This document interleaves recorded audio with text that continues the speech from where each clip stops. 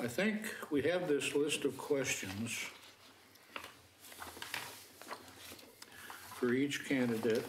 I think the best way to approach it is just start at the far right here and go right around with each person asking a question and keep track of where you'll be when your next question comes up. So Mike Mitchell is our first candidate. Why don't you come on up, Mike?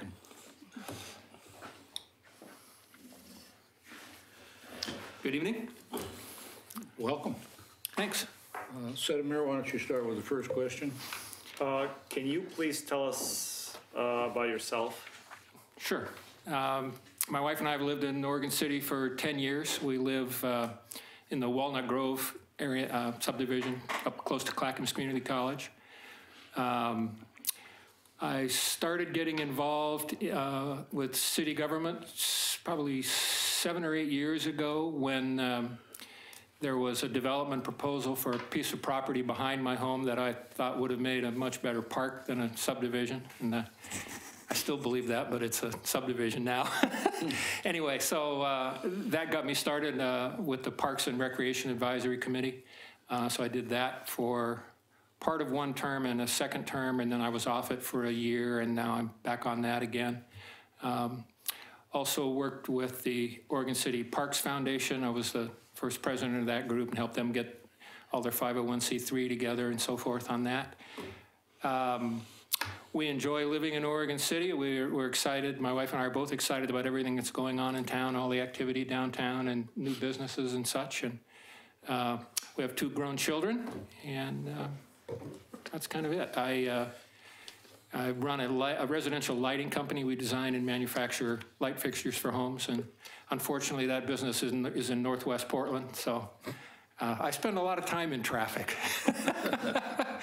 So that's it, I guess. Have you visited the Transportation Advisory Committee website? Yes, I have.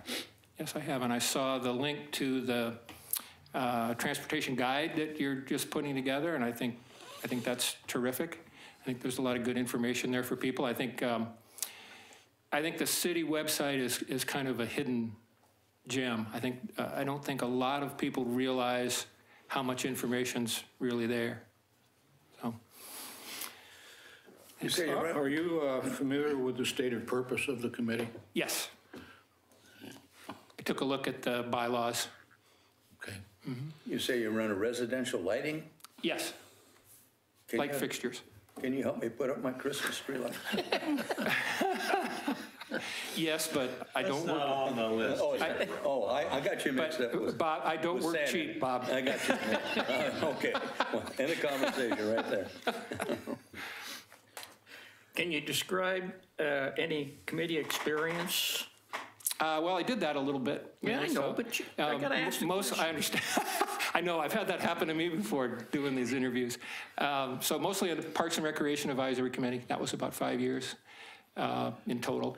And I'm also an Urban Renewal Commissioner, although I had the timing of getting appointed to the Urban Renewal Committee a month before the ballot measure that kind of took away most of the power, so. But I'm still on that as well. Well, they're still having meetings. Yes. Yep. The advisory committee meets once a month from 6 p.m. to approximately 8 p.m. Does your current workload on your schedule allow for this commitment? Yes, it does. I make typically 3 business trips a year. I'm not really in control of that schedule, but they're usually a week long, so chances are pretty good that we wouldn't hit all 3. So, but otherwise, evenings aren't a problem. Next. Occasionally, the TAC will be asked to invest time outside the regular monthly committee meetings. Does your current workload or schedule allow for this kind of commitment? Yes, it does. It's a Monday through Friday, days, so I've got nights and weekends pretty much to do with as I want to.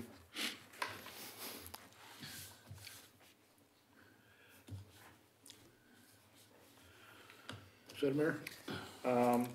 Is there a specific transportation issue that you're most concerned or passionate about? If yes, please share about the issue and why it's important to you. Probably a couple of things. I mentioned the Urban Renewal Committee, and before the last election, I spoke to several different neighborhood associations about that ballot measure. And I was surprised, I guess I shouldn't have been, but I was surprised at how many people said, we don't want growth. But if they offered more information, or if I asked them more questions about it, 9 times out of 10, the next thing they said was, we don't want more traffic. So that's what interests me in this committee. I happen to believe that our city does need to grow. It needs to be managed properly. And of course, we have to be able to take care of traffic issues and proper planning issues. But just like the business that I run, we lose a certain percentage of our customers every year. They die, they find somebody else that they think will do a better job than we do. So if we're not constantly trying to grow our customer base, we're going to start to shrink. And that could happen to our city. If we don't stay an attractive place for people to move and want to come to this area, our population starts to decline, and then we really start to have budget problems. So that's probably one thing, just the impact that traffic has on people. I think probably what John's department does has the most likelihood to aggravate people over the course of a day, probably. Sorry, but probably the fact. The other thing, I mentioned that I'm on PRAC, and I think it would be good to have someone on that committee and this one, because we do overlap. Bicycle trails, walking trails, signage, there's a natural overlap to some degree between what that group does and what this group does, and I think it would be helpful to have someone who can report to the other on what the other group is up to. So that's that. Have you been involved in policy development before? Business policy, yeah, and some PRAC policies as well. But as far as company policies, I've been with the company for 20 years, and it was fairly young when I started, so a lot of the business policies are ones that I developed or worked with other people to develop. And then same thing with some of our parks policies. Right off the top of my head, for instance, the smoking policy, the no smoking policy, is something that came up through PRAC and we all worked on together. Mike, describe your knowledge about the various modes of transportation and which ones do you use and why? Primarily automobile. I have tried a couple of different times to use light rail. My office is about 3/4 of a mile from Pioneer Square, or not Pioneer Square, pardon me, Union Station. So I have driven to Clackamas Town Center, jumped on the light rail, taken that, and then walked to work. It ends up being almost the same amount of time and costing the same amount of money as the gas to put in my car. I've done that on occasion, but not too often. So primarily automobile. I also walk quite a bit here in Oregon City and pretty much every day at work, unless the weather's like it was today.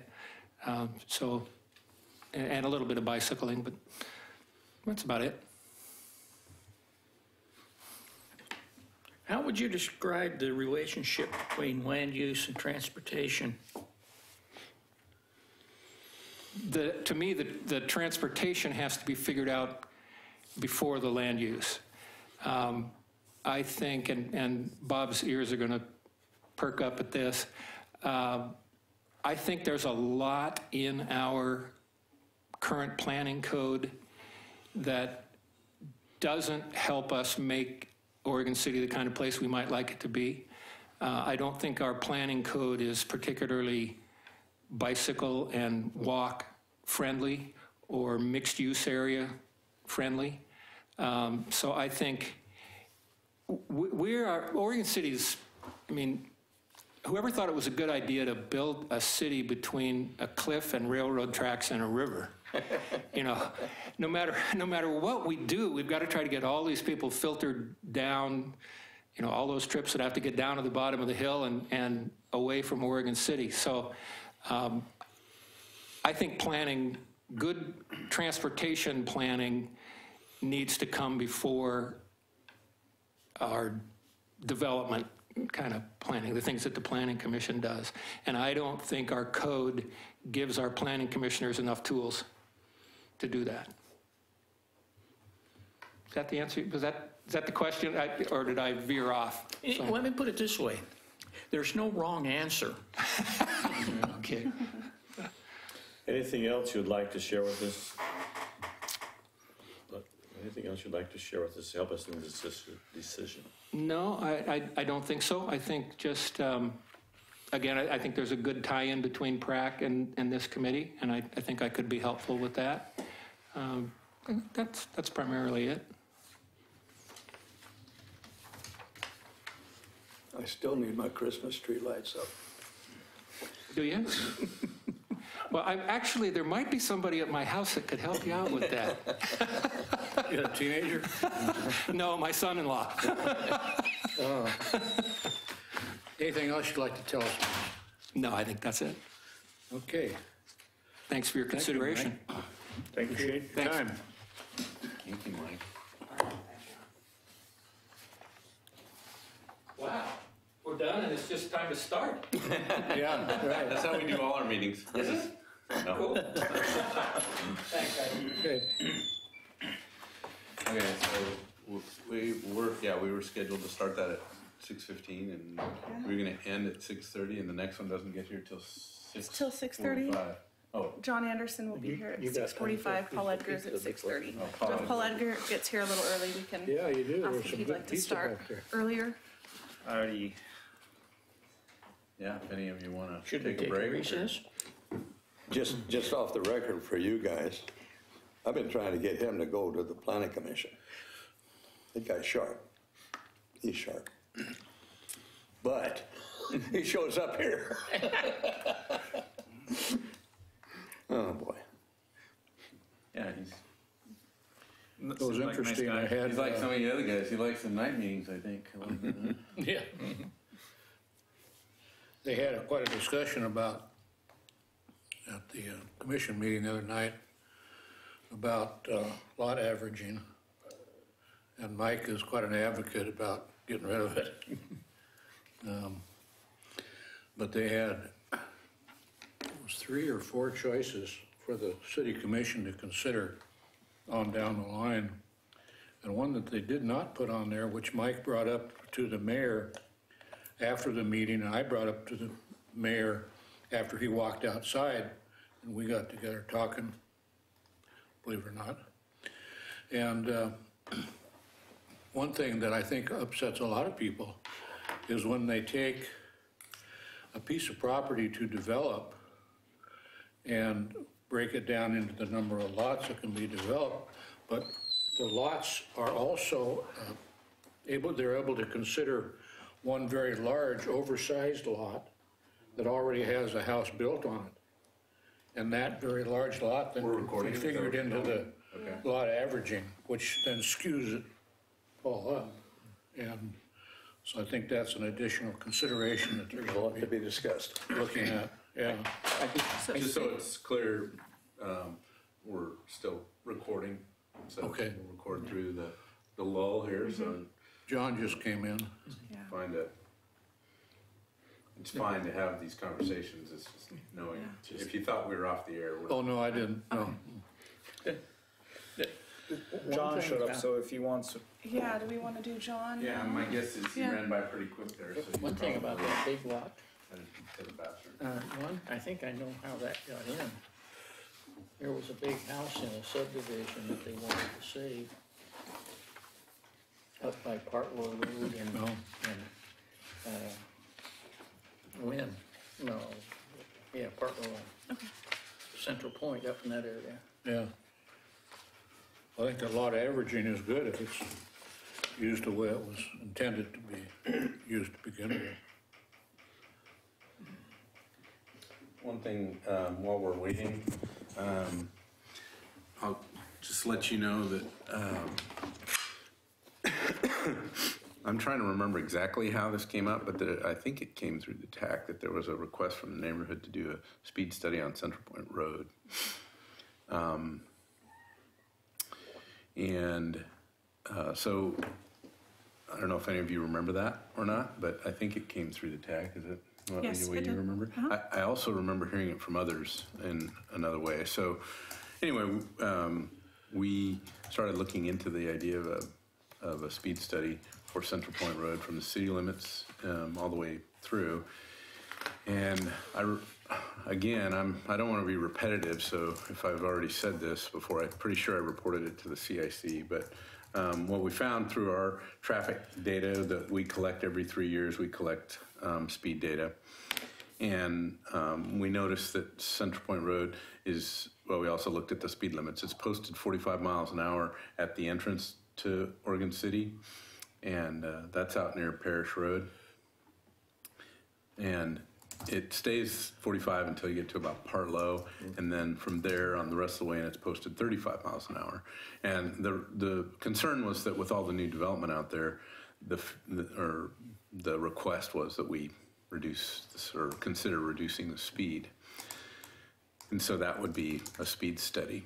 And so we looked at that data and found that for the most part, people are obeying the 45 mile an hour zone as they come into town. That was the 85th percentile speed.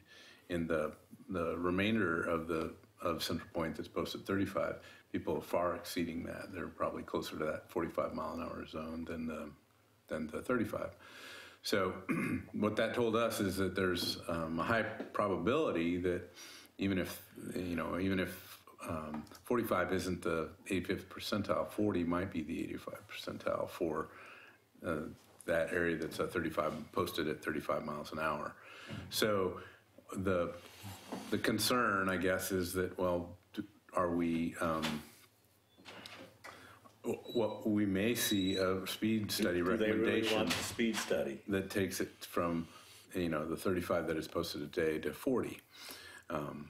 But I do think we could get to a consistent speed from the city limits throughout. I just think we need to be aware that that's a possibility that the state will come back and recommend that it be posted at 40 miles an hour. The other thing that we looked at, and I think you've gotten notice on, was the requirements are that, from an engineer's perspective, we provide input on the application for why we think they should do a speed study there and what we think the speed should be posted. They ask a similar question of police department in terms of safety.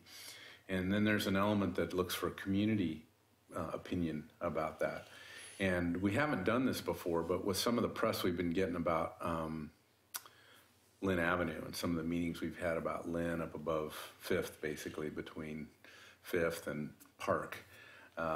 We've had several folks testify about the way that study was produced, whether the city had to do what the state recommended, all those kinds of things. So we looked pretty hard at making sure we were following kind of the letter of the law. If we're going to do a speed study there, I want to make sure we're following that pretty tight. So there's an element that asks for this community feedback. Well, that could be anything from, it doesn't define that, right? So that could be an opinion from this group as community representatives.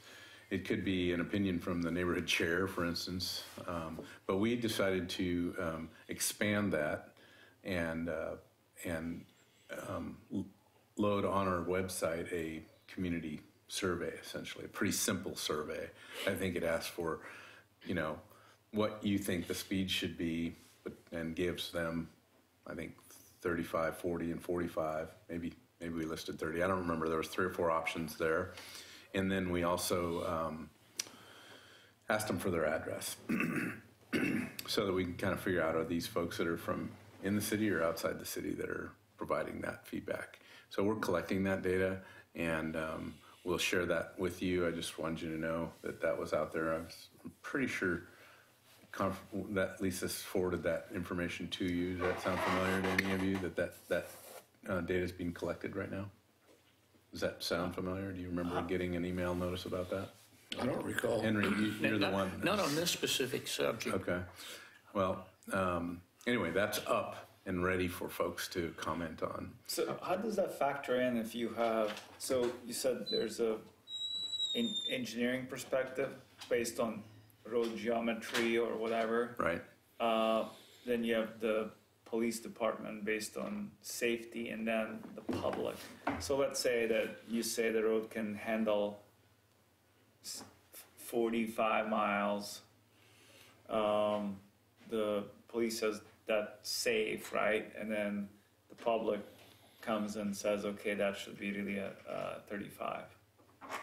Is there some sort of factoring, and you go 40, between 45 and 35, or how do you find? I mean, is there some sort of ranking mechanism? I think in theory, Or factors? the community input is probably the least weighted. Okay. I mean, speed limits aren't set by popular demand, despite what the community might think of that. But it is an important factor, and I think it helps influence the state's final opinion. So that's how I think that works, Senator Mayor. How are you Well, isn't that kind socializing of- that survey? Well, that's something I'll have to get back to you on, but it's posted on the website. It's on our front page. I had the impression that we had sent it to the TAC and the CIC members and the neighborhood chair, but we also put it on. But I don't know that we did that, so I'll look into that. But we did put it on the city's Facebook page and Oregon City Chit Chat. That's what I understood. So it's way more community input than we've ever pursued. And I know I think the first day we got something like 40 responses. So a lot of folks were providing their opinion. Well, would lowering the speed limit of an area like that be kind of an evolutionary process? When that was first brought into the city limits, it was still kind of a rural area. And now it's starting to be developed into a more neighborhood type of area. That probably happened in a lot of the other roads and streets coming into Oregon City over the years. Do you think? Yeah, I think the county had it set up. They may have had a speed study done years back, and it's just typically we don't want to do them. I have a feeling, given some of the frustration and some of the comments we've gotten about Lynn Avenue, we'll probably update that one. That's probably going to be one of those roads that was, the most frequent amount of speed study information that we've asked the state for on one particular road segment. So. Usually, we do them and they're good for years. Well, that one's kind of hard coming downhill. Maintain it's kind of like coming down Buzzing down through there. coming down Washington. I got a couple of good stories on Fifth Street coming down the hill. I was watching about 2 months ago. There was a couple of guys come down the hill on recumbent bicycles. They were Passing you. they had 1 foot on the handlebars and 1 foot on the seat, and they were standing up. Oh, my God. And I was waiting for a car to come into the intersection off the side street onto Fifth Street. Wow. John, it's not the cars that I'm so much concerned with, because, we're all trained to look out for cars. It's the pedestrians. They scare me. They really do. I don't know if they've got a protocol or not, but you don't know if they're going to step off in front of you. They wait until you get there, and then they step off in front of you and expect you to stop, or, they baffle me. So I just always look out for the pedestrian instead of the car. Somehow I can react to a car, but a pedestrian, boy, he's got me baffled. That section up until Partlow on Central Point, it's mostly, there aren't residences that face.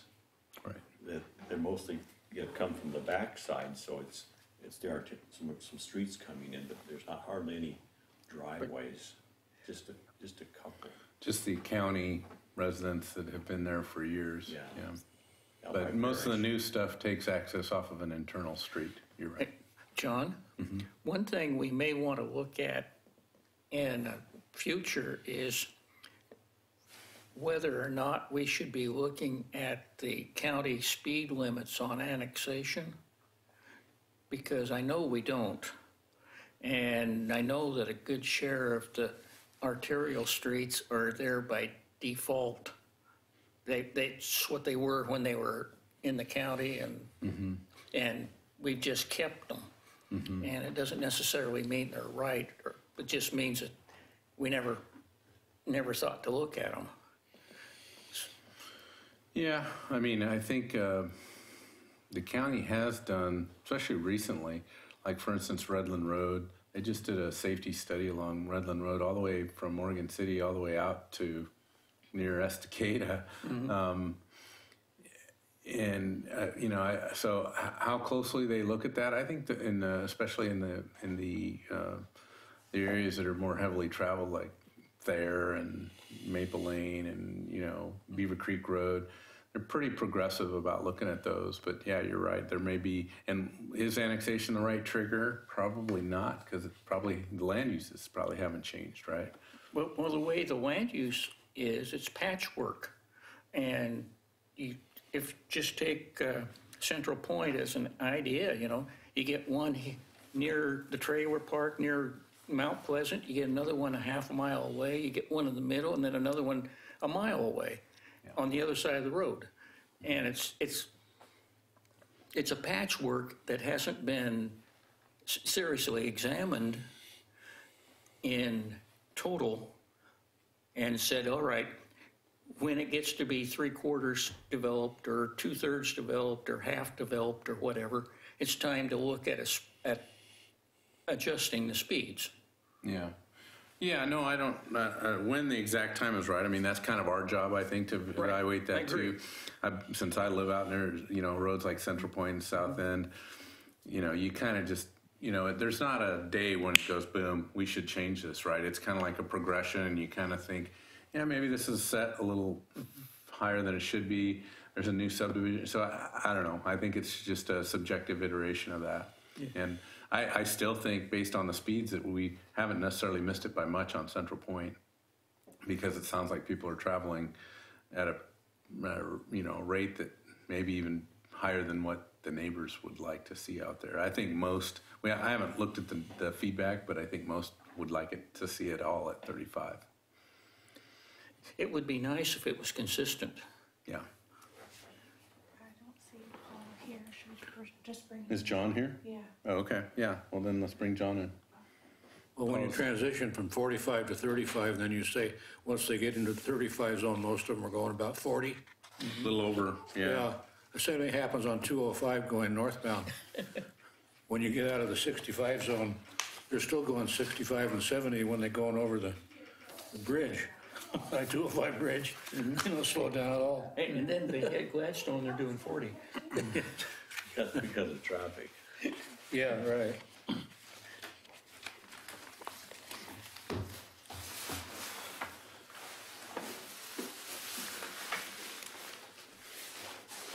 Get all dressed up for us? Yes, Yeah, you look good. it's cold out there. And rainy. Well, John, you've been through this drill before. We're going to ask you a series of questions. We'll go right on down the line, starting on my right over here, and just continuing around until you've been able to adequately answer correctly all of our questions. Okay, fair enough. So we'll start out with Sedimir. Can you tell us about yourself? Grew up in Minnesota. My wife is from Kansas. We met in Oregon and ultimately came back here to when our girls were a little older. And so family's been important.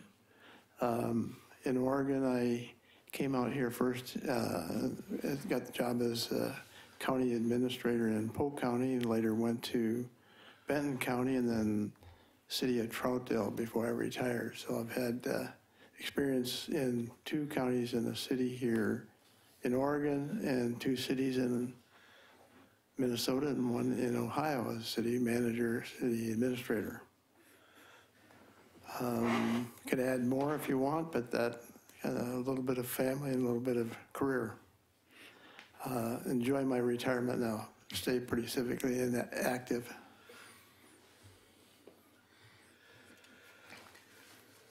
Have you visited the Transportation Advisory Committee website? I should add lately. Not so much the Transportation Committee website, but the city one and Public Works, and check on things like Myers Road and things, how things are going.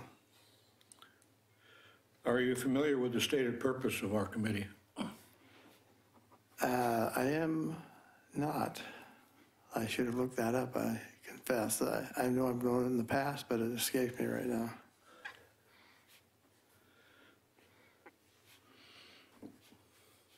Henry? Oh, this is a hard one for you, I know, but describe any committee experience you've had. Well, I've served this committee for, this will be a second term. I think I filled it initially as an uncompleted term. And I've enjoyed working on particularly the transportation plan and dealing with the meatier transportation issues when they come up here. Been on other committees serving groups of city managers or county administrators, and also other civic things like Rotary, church work, things of that nature. This advisory committee meets once a month from 6 p.m. to about 8 p.m. Does your current workload or schedule allow for this commitment? It does. You seem to have made it all the time I've been here. Depending on He how goes on deep, vacation once in a while. depending on how deep the snow is on Mount Hood. Yeah, right, there you go. Who's up? Am I next? Yes. Oh, okay. 6. Occasionally, the TAC will be asked to invest time outside the regular monthly committee meetings. Does your current workload or schedule allow for this kind of commitment? Yes, I've taken some Kanema tours and others, and I enjoy that part of it, so I appreciate Bob and the staff putting together those little trips to see things firsthand. City Mayor? Is there a specific transportation issue that you're most concerned or passionate about? If yes, please share about the issue and why is it important to you? Probably financing the road systems plan for some of our local neighborhood plans, like the South End plan or the Hokum plan, and trying to make sure there be enough funding to hook up and link up the various streets that need to be done so we keep a good flow of traffic. And so that's one of the reasons I was interested in the transportation plan and following that through. It's always tricky for cities and counties to get the right match and have enough money to build roads like you'd like to have them built.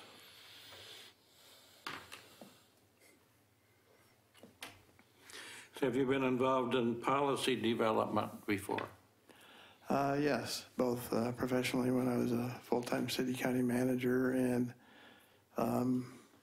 participating in committee like this, working on some of the policies we've put together, like can't think of the proper title for it, but this informational tool for neighborhoods so they understand how the traffic issues are handled and what the theory is behind a lot of that, and where they can go to get answers when they have questions.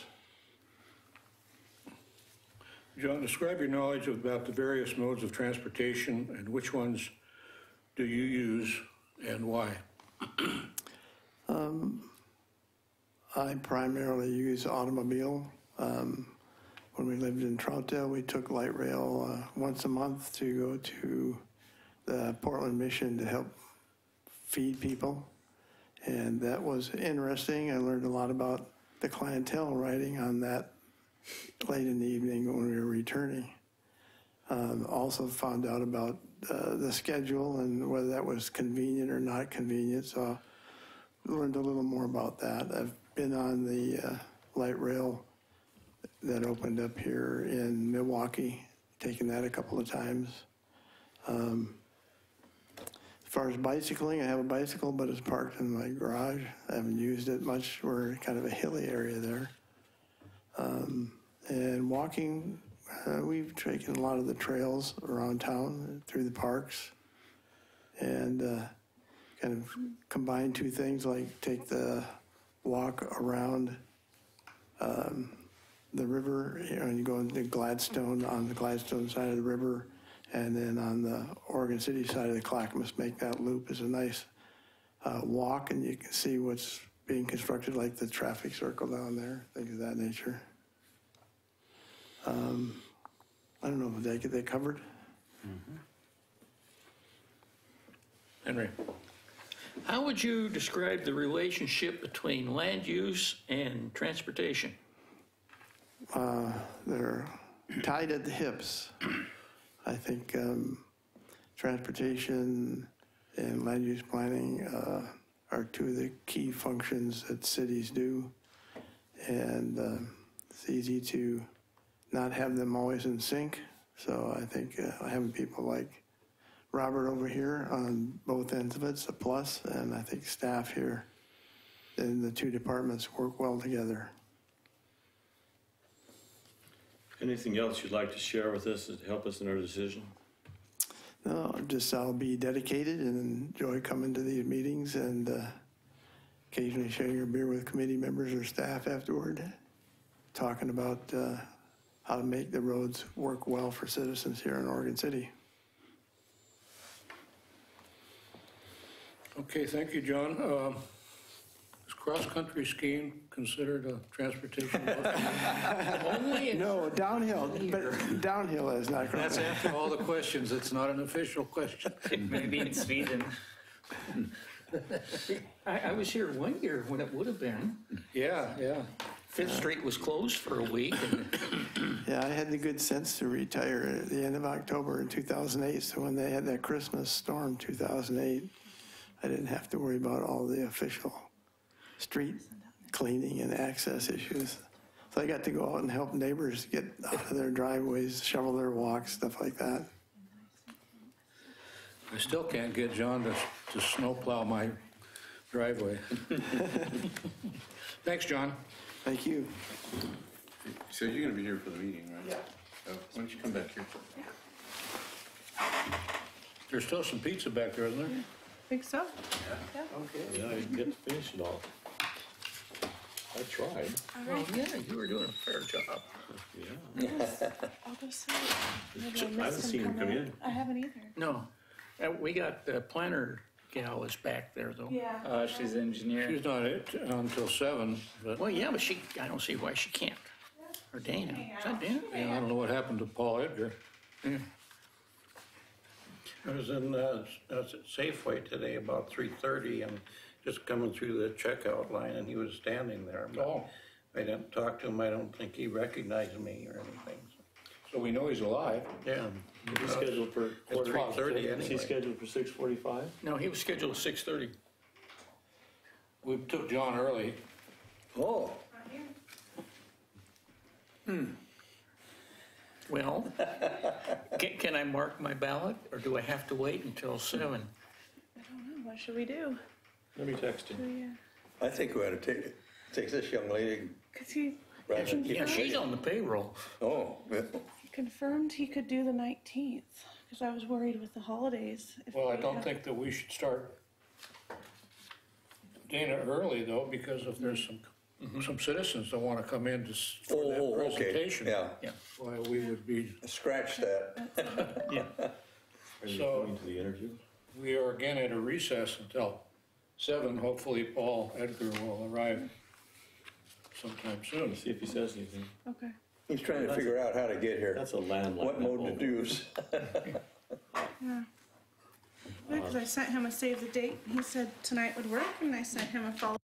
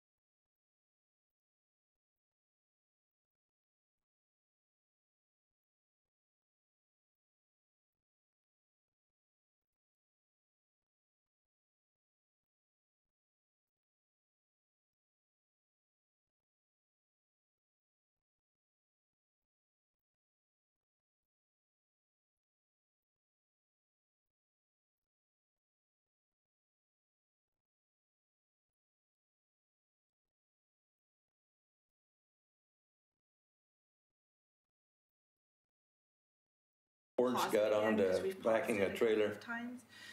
But we should Backing a probably trailer? announce. Yeah, you back a trailer and Oh, I've it seen that. does everything for you, you So, know? when we Holy start cow, I've it, seen them we should parallel announce that parking. and then Yeah, well, start they had the one meeting that had Santa and not Claus, pause they it had with a recess. trailer So do we back want it there and recorded?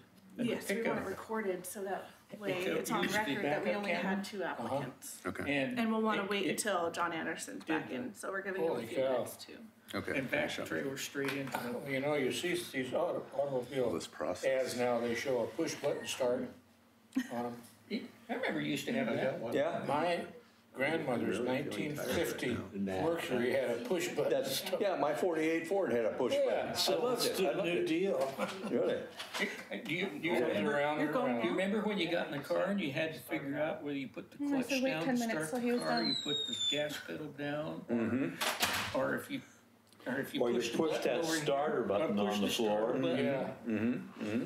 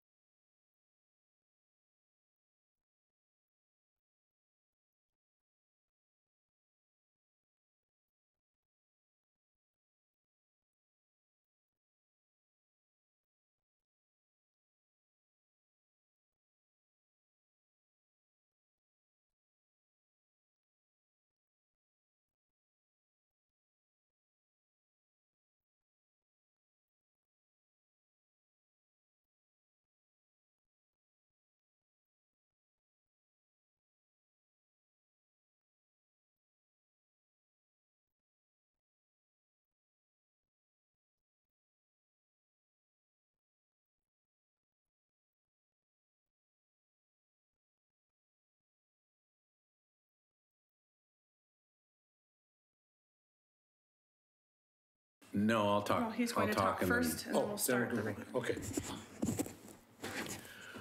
Okay.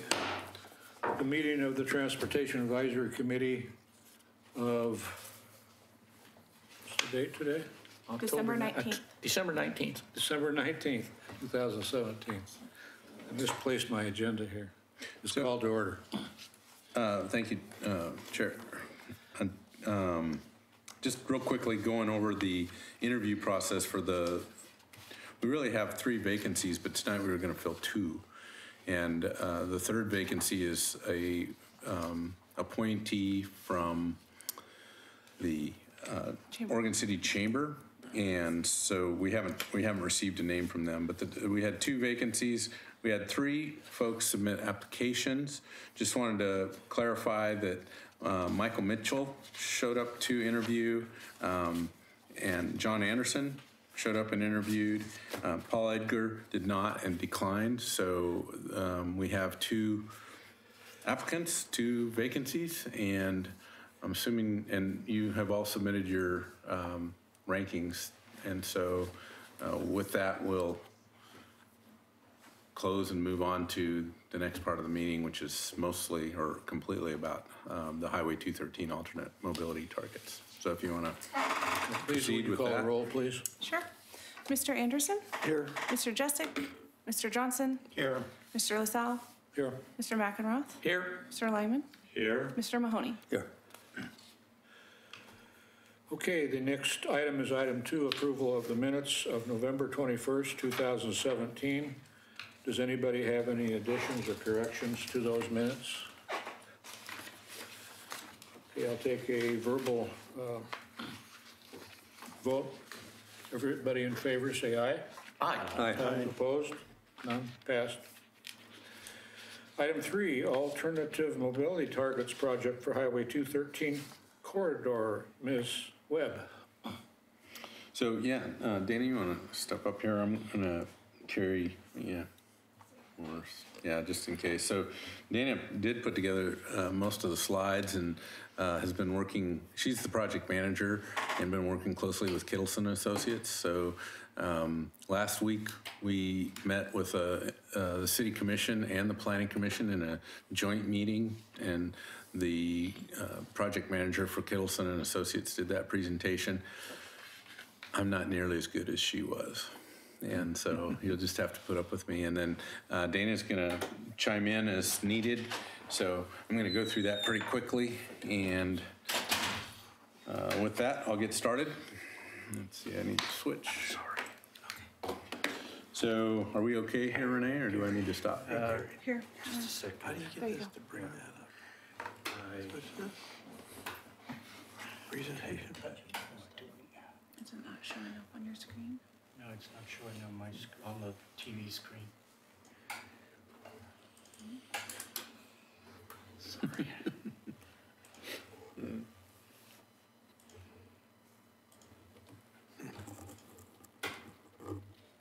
Okay, got it on my. Okay, I'll get it. Oops, sorry. You're fine. Oh, my screen's done too. Oh, here it came. Now it's up. Okay. All right, so really, some of you might remember through the 2013 Transportation System Plan that we realized that we had a problem at Beaver Creek in 213, and a problem large enough that we couldn't resolve with the project that was originally put in the TSP, which was more of a grade separated interchange at that location. So in the TSP, we basically acknowledged that the full build out of Oregon City would result in more congestion than the state standard would allow. So the Oregon Highway Plan defines what that standard is. And so really this alternate mobility study is all about trying to figure out how to deal with that, having a state standard and an intersection that we don't think can meet it. And we also have an intersection that we think was too complicated, or we thought was too complicated. That's part of the study, is to figure out if it's too complicated, maybe too costly to meet the standard or to build a facility that would meet the standard. So This project really is there to identify, improvements that might help us get to meeting the standard. And if we can't, then what would be an alternate target, and put us through a public process in doing that, a land use process that would eventually be adopted by the city and then adopted by the Oregon Transportation Commission. So that's really what this is all about. It's trying to take a problem that's got a fair amount of traffic loading, an intersection that's constrained, recognizing that that constraint may have some opportunities for improvements, but maybe not enough to get us under at full build out. The city at full build out, a 20-year kind of horizon. How do you deal with that when you've got a standard and potentially a higher level of traffic? So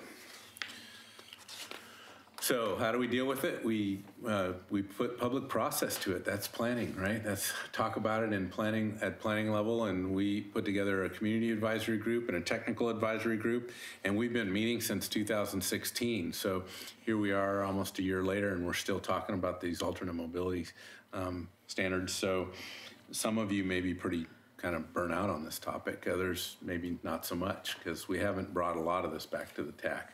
We've had the community advisory group has included Henry. So Henry, you've been on that, and Bob, you've been somewhat exposed because of your involvement on the Planning Commission. Then we had a transportation advisory or technical advisory group, and they were made up more of ODOT, Clackamas County staff, TriMet, a variety of others. So those have been the two kind of groups that have been sitting through a variety of meetings, which I'm going to go through here. Meeting one was really just kind of describing the process, talking about what the state's policy was on this, explaining what mobility targets meant.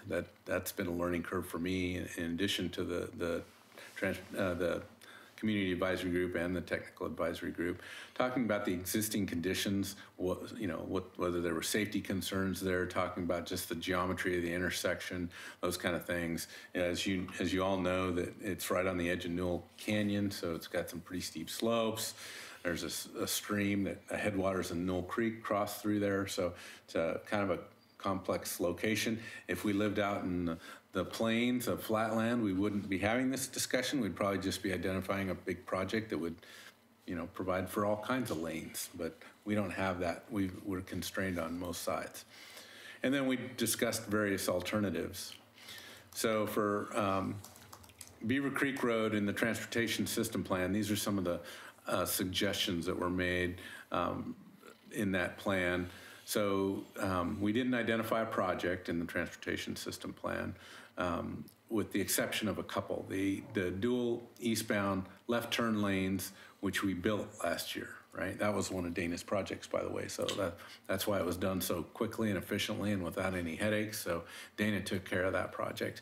There's also this southbound 213 advanced warning system, and that's more like the signage that you see on most major interstates now that tell you it's going to take you 10 minutes to get to such and such a location. This one would be a little different than that, because it'd be more of a short warning about backed up traffic, right? Just to help with, hopefully, some of the rear end accidents that we see along 213. It's amazing how fast you come up on that intersection, going uphill. Yeah. Just amazing. Yeah, it surprises people. So that. Where would that be placed, John?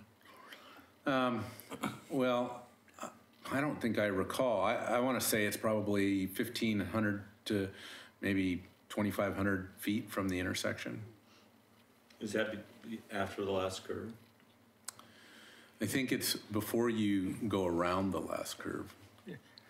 Because I think that's the problem as you're coming up on the intersection. Do you recall the specifics of where that is? I'm not even sure they spot it other than a dot on the map, but that's probably not very, that hadn't been engineered yet. But the idea would be to provide sufficient warning so that you know that there's backed up traffic, and typically they do that right before you go into that last curve. Redland Road, we did identify a project for Redland Road, and we included Redland Road kind of late in the project on this, but part of our focus was that we have a project that's identified for Redland Road in 213. It was actually part of the jug handle project when they did the design work on the jug handle project. They got to about 90% plans for a project we call D79 in our TSP. And we didn't have the funding when we did the jug handle project to be able to build the Redland Road intersection. We did some improvements there, but not all the improvements, because all the improvements call for an additional through lane in each direction, really pretty much through the intersection, right? It really took it from Holcomb Bridge, back to back towards 213 for a full 3-lane section. So anyway, that would have been there. They're also lengthening the northbound left turn lane, provide more queuing and length to decelerate in that lane. So it is in the TSP. It's indicated that it's not likely to be funded. That's another little problem we have. So if you know our project list in the TSP, there's some projects that are likely to be funded and some that are unlikely to be funded. And that likely or unlikely is based on growth and how much we set our SDCs for.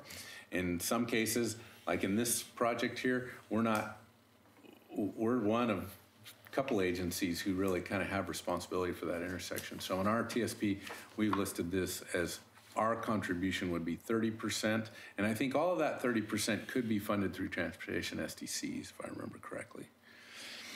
So anyway, that's kind of what was in the TSP.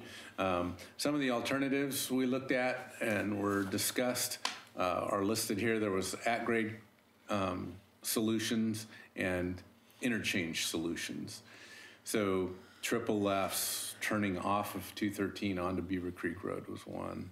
Quadrant Road was more of the cloverleaf style that you might see, where you drive through the intersection and you see a lot of them back east, where you drive through the intersection, you kind of do a cloverleaf around, and then you drive back through it going the other way. I looked at that. We looked at some projects that were called displaced left turns, which there isn't such an intersection in the state of Oregon, but it's kind of the new trend for some separated from the through traffic. Yep. It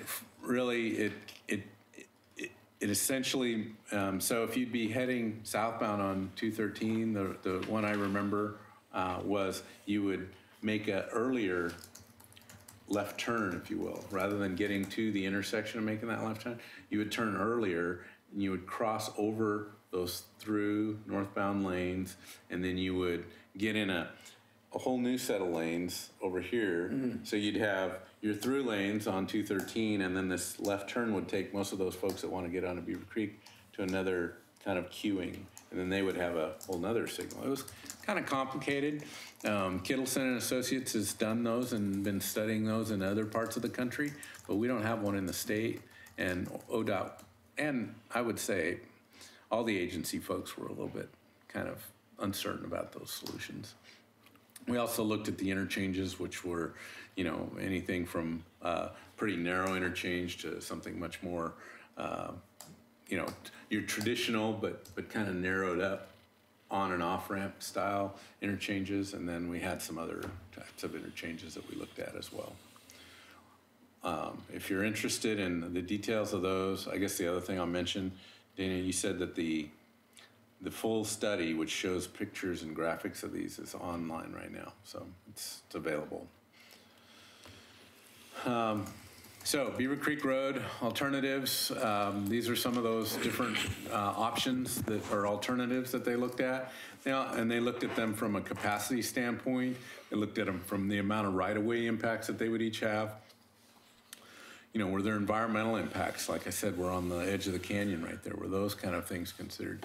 How would they function with bikes and pedestrians? The cost, to some degree. We didn't go into deep detail, but we looked at costs. And then we looked at whether or not some of these alternatives might have prohibited a particular movement. And so we, Kittleson and Associates looked at that. So meeting one, really we found that pretty early on that the interchange alternatives, I would say not 100% there, but I think the consensus of the room was that an interchange kind of alternative, let's say grade separated interchange just was not financially feasible. You know, we were talking upwards of 50 million for a project like that, and how that, you know, how we would fund something like that was a big question, because the state was telling us, this isn't a priority for us. We get that you're over the standard, or you would be over the standard at full build out, but you know, this isn't a priority. And there was a lot of, I think, frustration with that, right? Everybody feels like, why not? They should be. The county uses it. Why isn't the county bringing money? State, you know, traffic, why isn't the state bringing money? But we basically said, look, we're not hearing from those agencies that they're going to step up, and we can't fund it on our own. Some of the most of the at-grade alternatives had some pretty, well, not unintended, but undesirable consequences. So nobody really was excited about any of those alternatives. We do recommend a project, and we're going to talk about that one, that's an at-grade option.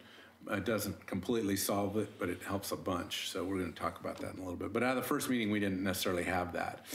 And then we definitely agreed that safety was safety first. We need to think about safety through lighting and signage and anything else we can do. So, and then the community advisory group, I think, actually all that was true for the technical advisory group. The agency folks, I think, were all on board with the fact that the interchange was not an option. It was the community advisory group that I think felt a little bit more like they wanted more information and more discussion about some of those alternatives. They definitely didn't like the idea of giving up on that. So we did talk about that more. So we left the interchange options on the table to discuss further and bring back more information.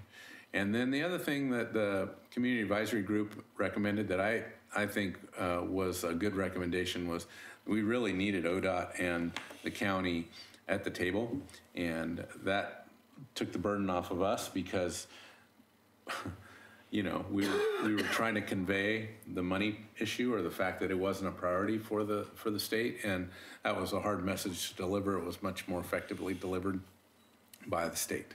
So we invited them to the next meeting. So the next meeting talked a lot more about what these mobility targets are and what they really mean, what some of the performance measures were with regard to these alternatives. We talked a lot more about safety and we talked a lot more about funding. So the mobility targets are for most folks it's not clear science, but measured, you know, how we measured it by the agency's assesses existing or forecasted operational conditions of the facility. So we're really trying to measure, you know, how much capacity and how much traffic is projected to be there. You know, mobility targets look at land use and what the future development of that is projected to be out in the Beaver Creek area. So it was good that we had the concept planning that would indicate what kind of zoning will be out there when that area is brought in. And all that was helped to guide our decisions.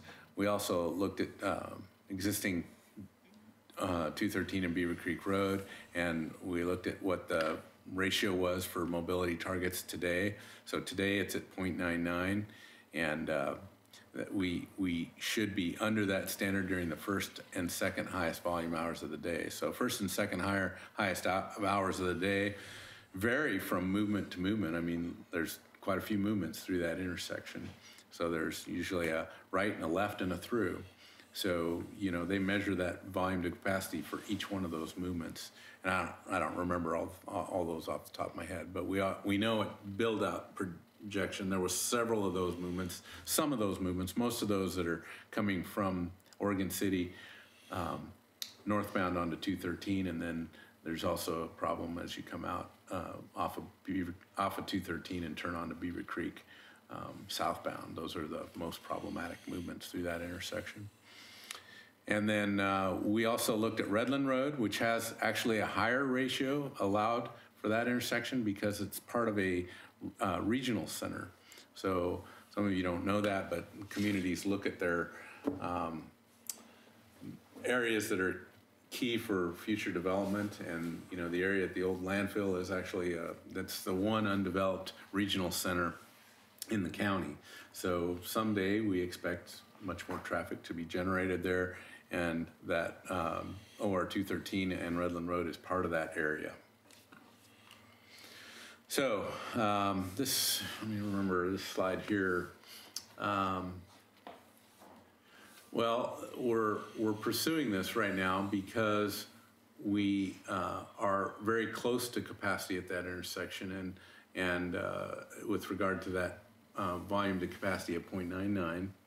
And until we adopt a different performance measure or different mobility target, we're not really allowed to allow any zone changes. So all that land, even though it's in the city right now, has its current zoning, much of which is zoned to the county standards. And in full build out, we recognize that there's gonna be a lot more density out there. So when it's brought in, all new zoning for key areas out there, or all areas out there, will be designated. So before we can do that, the state is expecting us to adopt mobility targets that would allow either a bigger project that we could fund, or in our case, we're recommending a different target. So John, are you suggesting that unless we update those performance standards for transportation, that we're going to be confronted with a moratorium on building if there's a zone change involved? Or we can't adopt a new zone change? Boy, it's my understanding that we need to adopt an alternate mobility target before we can have any zone changes out there. So there may be development out there that's in that area that could be developed under the current zoning and be capped at that current zoning. Mm-hmm. So not a moratorium, but it's, it's almost by default. Almost by default. Because what happens is that the applicant comes in, and although you've adopted a concept plan and applied the zoning to coincide, they always manage to find a reason why to come in and change the zone, and that's just life, I mean, the market changes, the reason for doing things changes, and then all of a sudden you painted yourself into a corner. Say, we can't change that zone because the mobility standards here haven't been adopted, new ones. Mm-hmm. So we're just sort of a catch-22. And it's particularly problematic out there off Beaver Creek Road because that's where we see most of our employment land. Yeah, yeah. So, yeah, it's a problem. I don't want to call it But those standards would not have to be completed, they just have to be adopted, right? Right. The projects don't have to be completed, the standards need to be adopted. So there's lots of considerations that went into what performance measures. I'm not going to go through this, but there was operational and safety measures that were considered. Obviously, safety first, so we want to think about those things. All these other things that really boiled down to, we have a standard of volume to capacity. That's kind of the regional standard. And at the end of the day, discussing all these other options, we came back to we should stick with volume to capacity as a standard. And that's how we measure it. So, what capacity does that intersection have in terms of volume, and how much capacity do we need to push through it? And so it made sense to me, because not only do we have to use that measure for evaluation of that intersection, any future land use, that triggers a transportation study has to produce the data, and consultants and the business is used to the volume to capacity ratio. They're not really used to all these other measures, and they're a lot harder to measure and to produce. So, well, the Planning Commission operates under a very specific guideline. It's called the quasi-judicial process. We're required by state law to consider any zone change or change in land use through that procedure. And one of the aspects, or one of the features of that case law, is that the onus is on the applicant, not the city. So are you saying that the applicant should bring a transportation engineer and his findings into that zone change conversation? Because they're required to justify their own request for a zone change. The city just responds. They're not required to approve it. No, that's true. So when I say we, I mean the development community, the city as it grows, those developers and those development proposals will have to bring a traffic impact analysis. And they're used to using the volume to capacity analysis. And that's why another good reason why I think we landed on that versus average travel time or some measure that they're not really used to producing. So our traffic engineer consultant, he evaluates their work. data. Yep. And then he in kind then presents his findings to the City Planning Commission. That's right. Yep. And all that information on the record is submitted to the City Commission for approval through the change of ordinance, changing the zone change. So it's a little bit involved, and it's pretty tricky. Because then we end up, the other player that we end up dealing with, he's the gorilla in the room, is LUBA. Eventually, it gets referred to LUBA by one means or another, and they said, sorry, city, you didn't do it right, you know? Because these people are, they're no dummies, and they're restricted by law to review these plans in accordance with standards that have been developed. LUBA is. LUBA, yeah, you bet. Yeah. So it gets pretty costly on the city defending its decision. It can. And, well, you bet, and that's why process. The planning's on one side, the legal's on the other, and half of what we hear at the planning commission level is the legal, and we're not trained as legal advisors. We have to rely on that city attorney, both at the planning commission level and the city commission level. And it gets sticky sometimes, both from the public testimony and just somebody wants an opinion on something, and all of a sudden, you know. And this is why I think bringing this out and getting it adopted and getting it identified so that people know the rules of the game is really important. I agree. Okay. There were several safety improvements that were suggested and considered. Not all of them were adopted. One of them is a lot of folks feel like if you put a red light camera in the intersection, you're going to improve safety. That's not necessarily the case, and we found that we were likely going to see a lot more rear-end crashes because of that red light camera. And they also can lose effectiveness over time. So just a variety of different things that were considered. The solution that we have kind of landed on is what we call westbound to northbound right turn lane. So if you're headed down Beaver Creek Road in the northbound direction, headed towards town, basically, on Beaver Creek Road, as you come to 213 and you turn right and head northbound on 213, that's the solution that we really talk about. And we looked at that and looked at some of the risks associated with that as well. We also looked at eliminating the westbound left turn lane in that same direction. So if you're on Beaver Creek Road, coming from the high school or the college and heading towards town, one suggestion was that we look at eliminating there's 2 left turn lanes there now, eliminating one of those left turn lanes. And the thought there was that once you eliminate that one left turn lane, the volumes of that turning movement aren't that high. But by eliminating that, it gives you a little bit more capacity for intersection that was really kind of outside the study area, which is Maple Lane.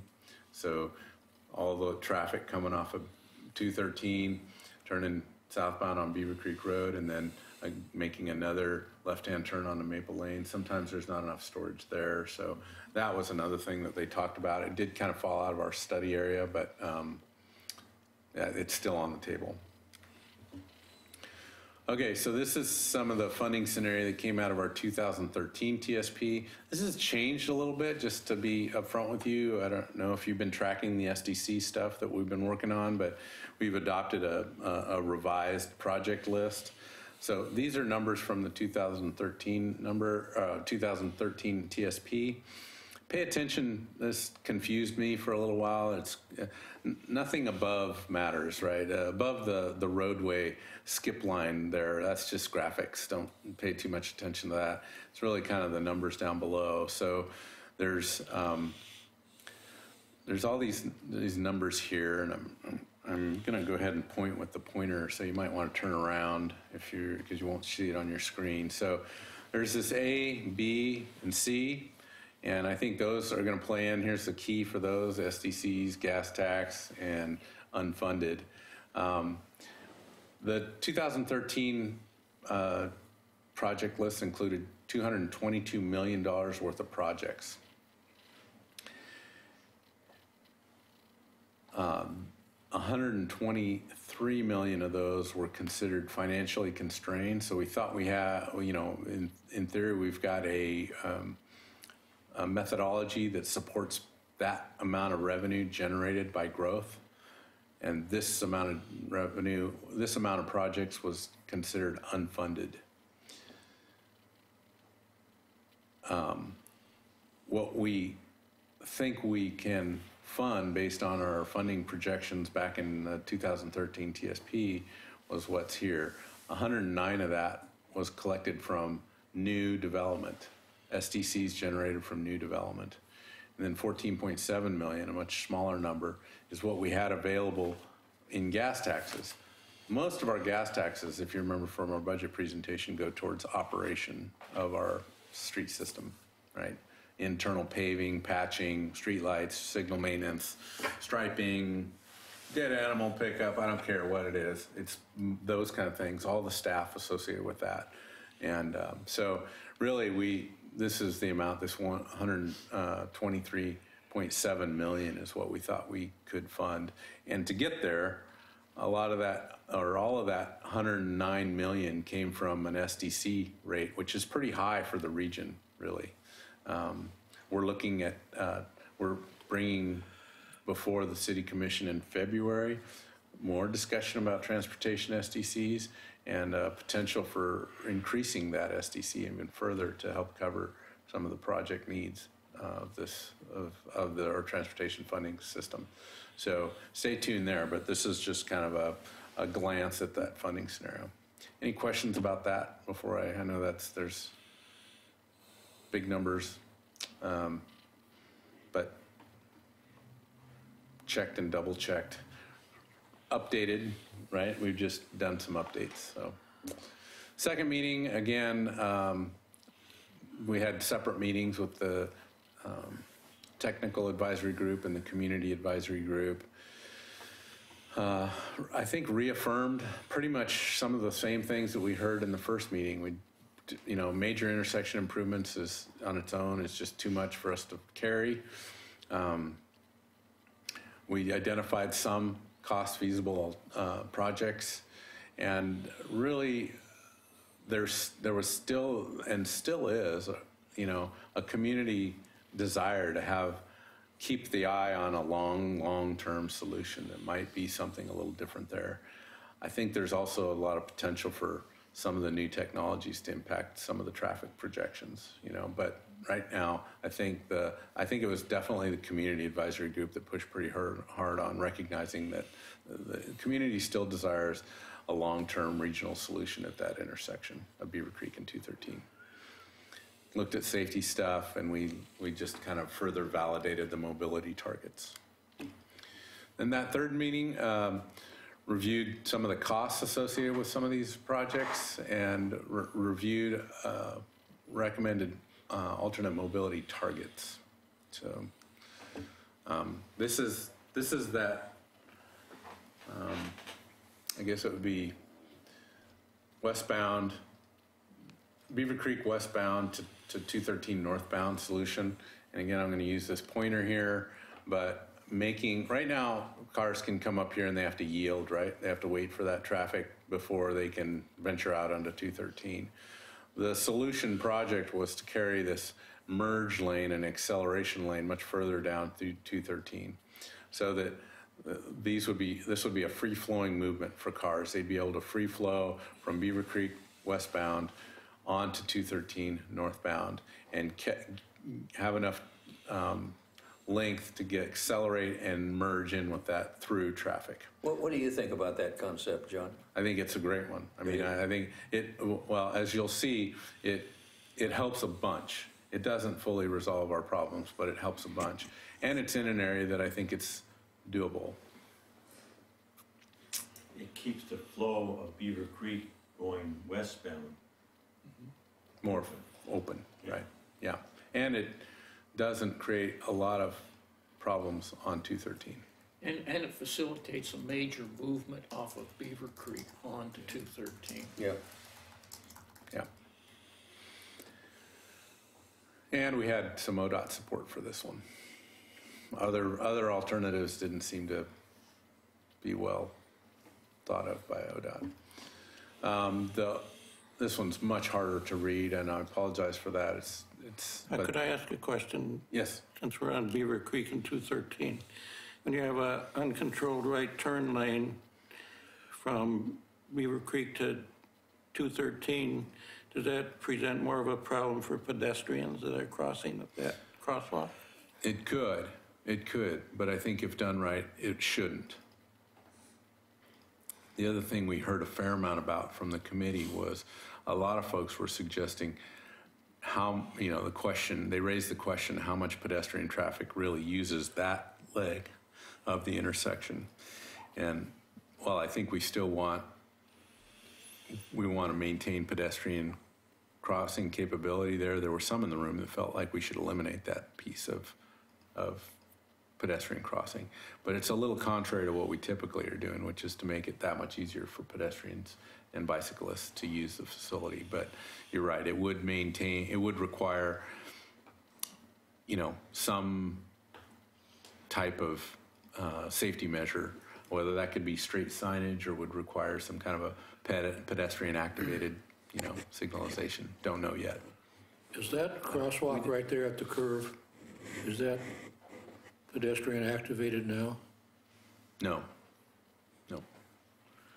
I have a question. Do you have to acquire any right-of-way to add that acceleration lane?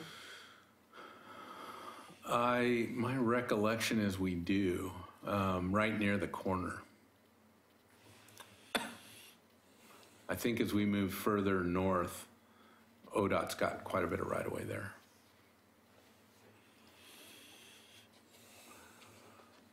Do they ever use eminent domain much anymore, John, or is this just negotiation between ODOT and the property owner? ODOT uses it a fair amount. We're about to start using it. Sometimes we have to use it.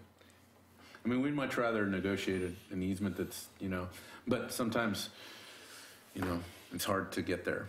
And we typically go by appraised values, and we can, that's about where staff can go. Anything beyond that requires the decision by the city. Well, depending on the purchase amount, it almost always requires city commission approval. But if we, if we're trying to negotiate with a property owner, is it a court and it's beyond, determined? and if they're asking for something beyond the appraised value, then we have to work with the city commission to get there. Is it court determined? Does it have to go to court on eminent domain? Or is it just an ordinance? On eminent domain, well, I don't know that process, to tell you the truth. We haven't done it in a while. I don't necessarily know that it has to go to court. I think you start the process, and it may go to court, but it may more likely settle out of court. Yeah, all right, yeah. There are times when the property owner may ask for eminent domain. Oh. Because there's tax advantages to Right. selling under eminent domain that does not exist under fair sale. That's true. So sometimes sometimes property owners prefer that. All right, back to this one. So this is basically the it's a $10 million project. We've got it about 90% designed already. It really adds a third through lane in both the north and southbound directions on 213. that go as far south as the 3 lanes in each direction go to and maybe under the Holcomb Bridge, and then they transition back over to 2 lanes at that point. And I think we also take the southbound Redland Road right-hand turn lane. I think that moves over some too, so that's a pretty big project. What does that give you when you add those 3 lanes through the intersection and then just past the Holcomb overpass, they have to rejoin us on the southbound? I mean, they gotta come back together, so you're just moving a bottleneck, aren't you? Well, yeah, but it's in a kind of a congested area. You come off of 205, and we've cleaned that up a bunch through the Jug Handle project, and then you're moving at a pretty high speed, and then you come into Redland and Redland Road intersection, and so that through lane both provides capacity at the signal, but also moves it through and helps with the transition. So the more you can keep them at speed, right, and then they can move together later on. Okay. Yeah. But, I would also say, what transportation project doesn't move the bottleneck a little further down the road? This does. Move the bottleneck and decrease it a little bit, and you gain, don't you? This adds a fair amount of safety, too, just because of all that extra capacity there.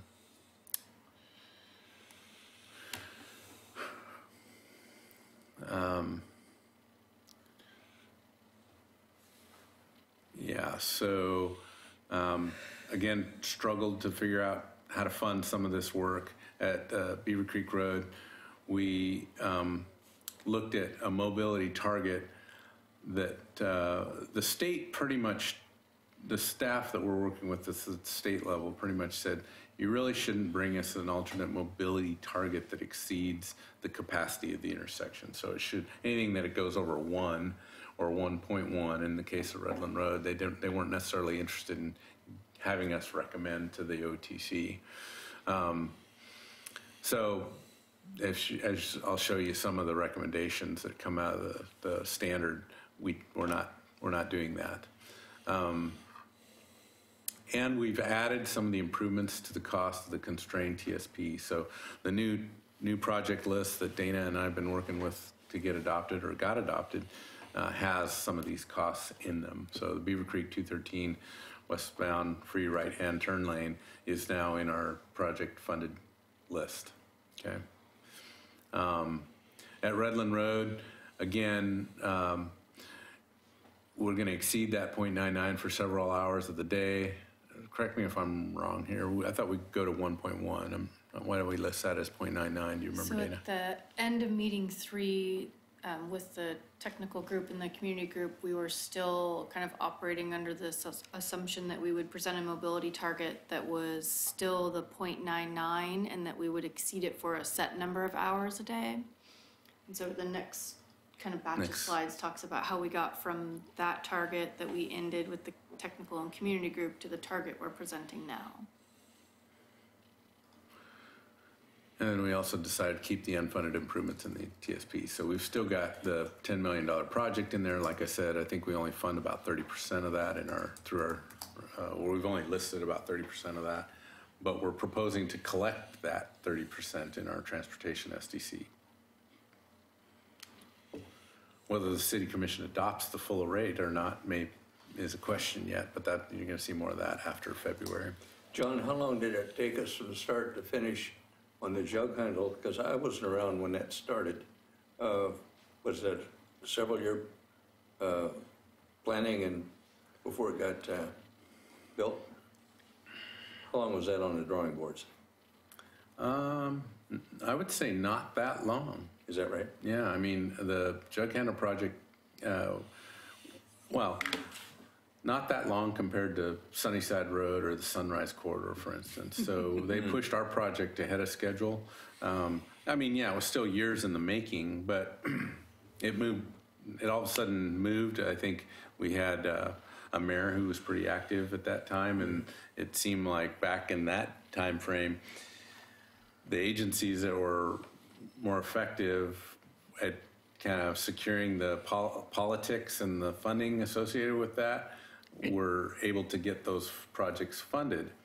Now, I think there's a lot more maturity to most of the agencies in the region. Everybody's following the dollars, trying to track, and there's not as many dollars available. So, yeah, it's... At the time that project was built, there was also a source of funds that opened up magically from heaven, the Job Generation Fund. We happened to have a project that was really close to ready to go, and the state was really anxious to hand out money. Yeah, but the engineers wanted to show off a little bit and show that they could move a bridge too. I mean, that's pretty sexy. But that was one of the reasons why we got it when we did, was because the money was magically made available. Yeah. Okay, so we're continuing to work with ODOT a fair amount on the technical side of this. They gave us a fair amount of direction on maybe switching to a specific target and looking at annual average conditions. And I asked Dana to describe this for me today. Maybe why don't you describe that for the group? So at the end of meeting 3, we had the 0.99 for a specific number of hours that was based on peak travel conditions, so sometime like in a September timeframe. And so after that group of meetings, ODOT shared with us that they felt the Oregon Transportation Commission would not approve a mobility target that was higher than a 1.1, and suggested we go back and evaluate opportunities that would get us to the 1.1. And so by switching the way we calculate the volume and capacity to an annual average condition, such as a May situation, we can provide that. Is this like fudging? You change the standard, how we're measuring. Yep. It's a similar situation to what they've used in Seaside. So Seaside has done alternate mobility targets as well, because they can't meet those mobility targets for Highway 101 in the peak summer on the weekend. So they evaluate their system, I believe, on a midweek instead of the weekend. So are we ending up with two measures, volume to capacity, and then this one you just mentioned now?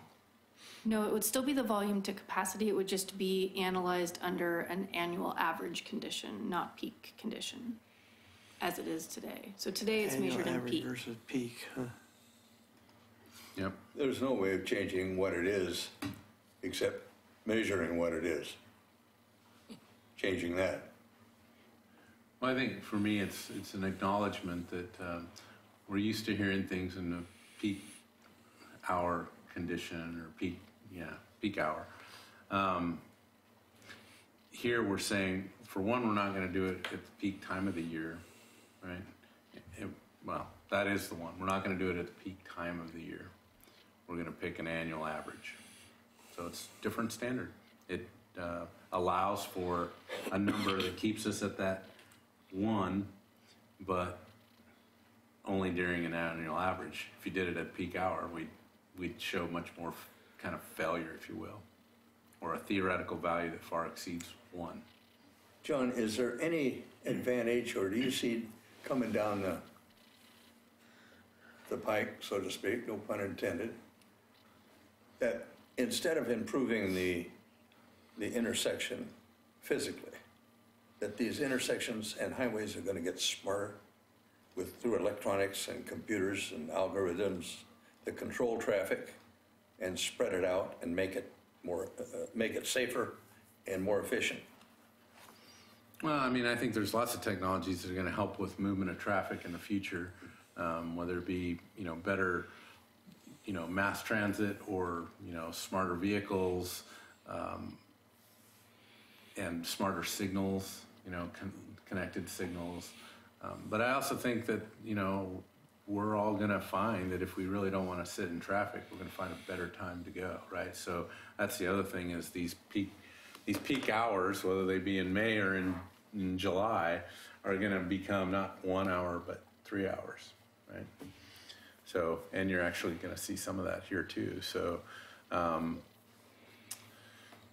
trying to remember what was the refinement wording of the target step style. So that was another thing where ODOT said, hey, you know, we don't want to, we get that you're going to exceed this, we get that you're going to measure at a different time. You know, let's look at stepping that so that maybe it's a higher rate than it should be 1 hour, but let's try and step back down to that. So they're really kind of forcing our hand with the standard so that we don't maybe over zone or, you know, raise the zoning density so high that, we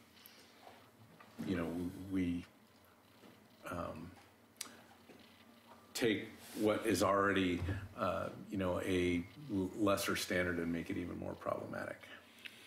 So that's where I think that they're setting limits so that first hour, maybe the reality of that number is, 0.12, but the next hour is 0.9. And we'll show you some examples of that. Does that conflict with Metro's desire to push higher densities into the area? Possibly. I mean, there's definitely odds. It's kind of like standards at odds, right? One wants to see growth, although Metro would probably also argue that they'd like to see more growth for housing, but less trips associated with that growth, right? So how we get there is back to your technology question, but. And then they recommend that we, as part of our, I think this is part of our recommendation, right? Or is this something that we did? They suggested we do a queuing analysis at OR 213 in Redland Road? We did do a queue analysis to confirm that the Redland intersection wouldn't have so much congestion that the queue of cars waiting to get through the signal would back up to impact I-205. So. And then just what came out of that is really a couple of projects trying to get pedestrians mostly along Beaver Creek Road in a little better way. There's some problems, not so much at the intersection with movement of pedestrians, but kind of between Maple Lane and forget the neighborhood out there, but there's a neighborhood further south on Beaver Creek. Oh, Coltrane. There's a neighborhood called Coltrane, and there's a pathway there. So trying to connect that pedestrian connection so that those folks could walk a little safer. And then really just safety improvements. And they've listed several of those with striping and signage and buffered bike lanes, those kind of things. So we've got some of those projects that have also been added to the TSP. So, taking a little while here, but the top line in red represents what the intersection at build out would look like in terms of peak hours. So if you look, I'm pointing at the screen with the pointer, so you might want to turn around because these numbers are kind of.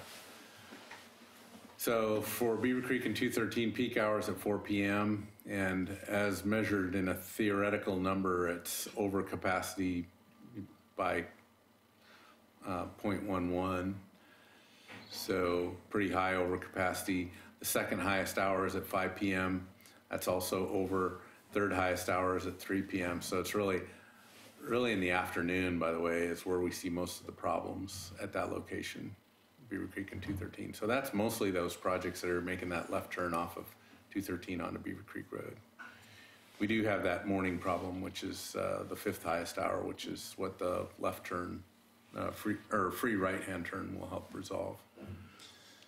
Some of those other improvements together with that, I mean, that free right-hand frees up a lot of other movements and a lot more time for those other movements to happen too. So with that right turn lane, merge lane, we see the standards drop down to 1 or less.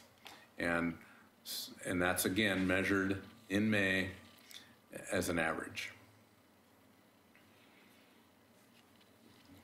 And then for 213, because we have a project and because we have a higher maximum volume to capacity ratio of 1.1, while at full build out, it's estimated to get to 1.1. For the most part, we stay under that. And I'm trying to remember, Dana, this is with or without the third lane project? This is without. This is without. So it's basically saying, yeah, you're going to get some pretty high traffic there, but you're not going to exceed the 1.1 standard that's allowable in a regional center. So does that 1.1 represent, it's over the capacity of the intersection to handle the volume of traffic, right? Right. Okay, so do you classify that as a failed intersection? Is that the terminology to use? So Redland Road is located within our regional center, and regional center intersections are allowed up to a 1.1 in the current mobility targets for the first hour and 0.99 for the second hour. Mm-hmm. So that kind of goes back to the comment about metro and density. So the assumption is that regional centers will have more congestion, and so they have slightly different mobility targets to start with. So what I'm getting at is when an application for a zone change comes forward to the Planning Commission, and this data is submitted to them as part of the technical report, does the Planning Commission then say, whoops, we can't recommend approval of that zone change? No, because there is this higher, it's a standard that allows for more congestion. It is. Mm-hmm. But if it is anticipated that it will, as long as the anticipated density or proposed density allows for that, it is incorporated into that 1.1, and as long as it doesn't exceed 1.1, right, it's acceptable. Right. On a regional basis. Well, at this intersection. Yeah. And so if this standard is adopted by the city, then that's a finding that can go into the findings of the Planning Commission. Yes. As a reasonable finding, supported by evidence. Yeah, it already exists, but what I'm hearing, and I think we've talked about this, but what Dana is saying is it can get to 1.1 for 1 hour, and then it needs to go to 0.99 in the second hour. The problem with this one is it exceeds, you see the peak hour, the second highest, and the third so they all exceed the 0.99, right? Mm-hmm. So this would be a new standard for Redland Road as well.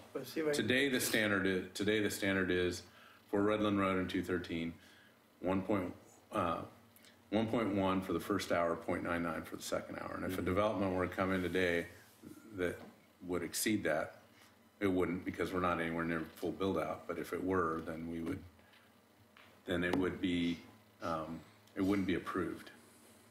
Yeah, what I'm trying to do is figure out in my mind what kind of language we're going to use to get this incorporated into the file as a finding, so that everybody's on board with what we've just done.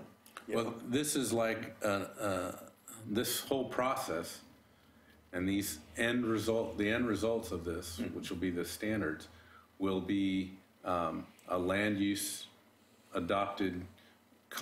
Be like a concept plan. It'll be an amendment to the comp plan. Okay. Yeah, so we'll amend chapter 12.04 mobility targets. And so that's part of what in a zone change is, those are the standards used for the transportation planning rule analysis for any of your zone changes. State land use law requires us to consider transportation.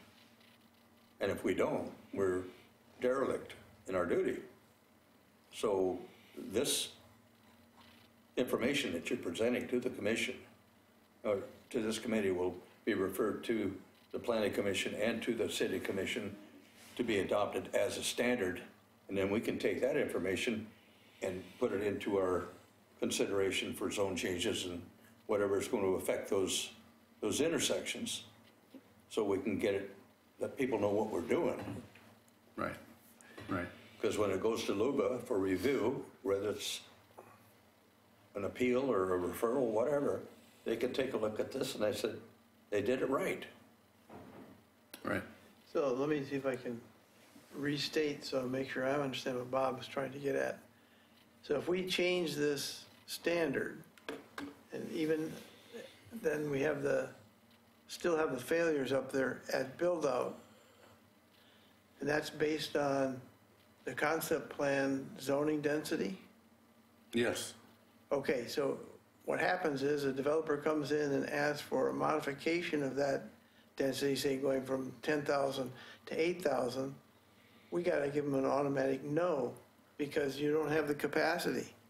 On top of that, if you're going to exceed that 10 years out, are you going to say yes to the first couple developers who come in and say, we want to go from 10,000 to 8,000? Because they're preempting a balanced approach across the whole concept plan. So my recollect of this is that there is some cushion built into the standard that we're recommending for some zone changes beyond the zoning that's adopted in the concept plan. Does that answer that? Some is a slippery term, but yeah, I guess so. I don't know the amount, but I think we show the, in this case here, do you remember, we've got the 1.1, the 1.09, and the 1.04. That's what we're gonna recommend to the OTC.